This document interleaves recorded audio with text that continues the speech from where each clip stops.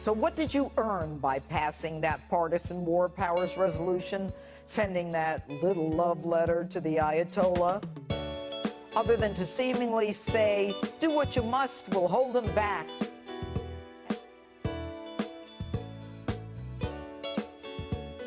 Have you no shame?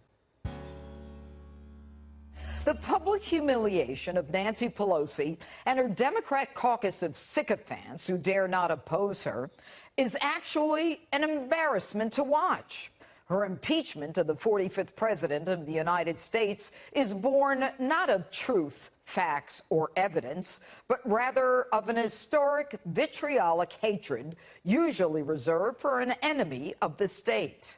In the end, it is her animosity, frenetic, irrational, and baseless actions against this president that will ultimately hoist her on her own petard.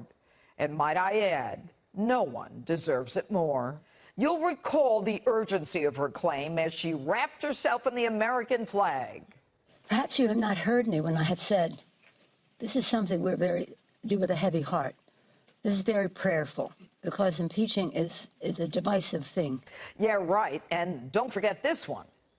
The president has engaged in abuse of power, undermining our national security and jeopardizing the integrity of our elections. So she rushed the vote because of the urgency involved. We cannot wait. We've got to stop him. The president is going to do it again.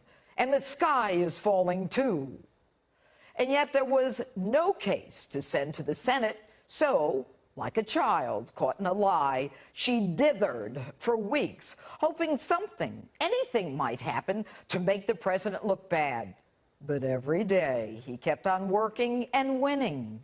So finally, she explained her reason for procrastinating. She wanted to ensure a fair trial in the Senate. Now, ain't that thoughtful?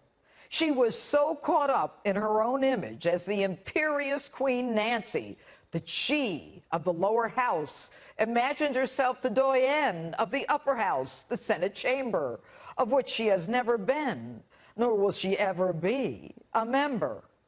Fair? The woman whose historic hate played out for all to see wants to ensure a fair Senate trial for the president?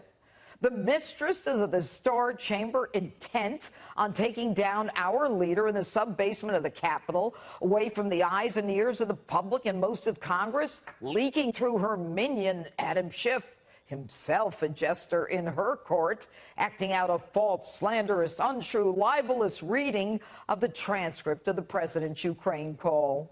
And there could be no rebuttal, no cross-examination, no calling of witnesses, and certainly no counsel for the president allowed. Nancy, you said the president was welcome to come and exonerate himself. Of what or why, no one knows, since the transcript itself exonerates him. But in your chamber, you upend the Constitution, putting centuries-old jurisprudence on its head, and shift the burden of proof to the accused without even advising him of the charges. You know, folks, it's never been about truth or justice for these radicals. The House Democrats simply want to take out the most successful president Americans have put in the Oval, the one who's made the economy soar, who speaks our language, who actually wants us to succeed, who took out two of the world's most dangerous savages, Abu Bakr al-Baghdadi and Quds Force General Qasem Soleimani, with no civilian losses and no boots on the ground. The president who has made the world safer and brought Iran, the world's largest state sponsor of terrorism, to her knees. That's why he's so successful and why Americans love him. But Nancy, you don't care. His success offends you. You were a radical like AOC and Maxine Waters and Rashida Tlaib, where you all have but one mantra: resist, resist, resist. You guys are crazy! Nancy, you should be smarter than that.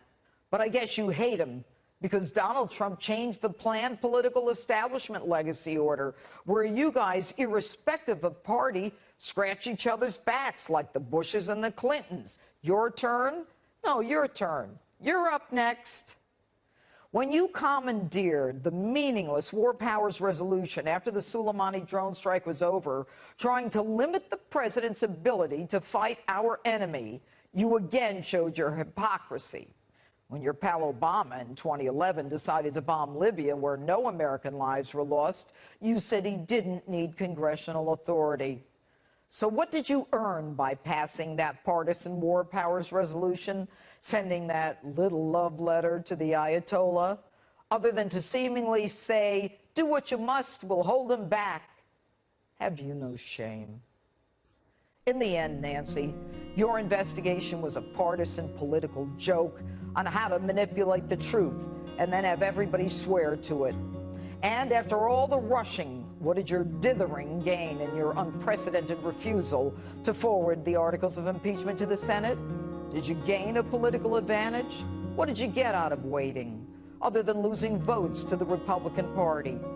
Admit it, you caved after Mitch McConnell gave you a deadline to either send over the articles of impeachment or simply watch the Senate move forward without them. That's right, Nancy. You simply caved.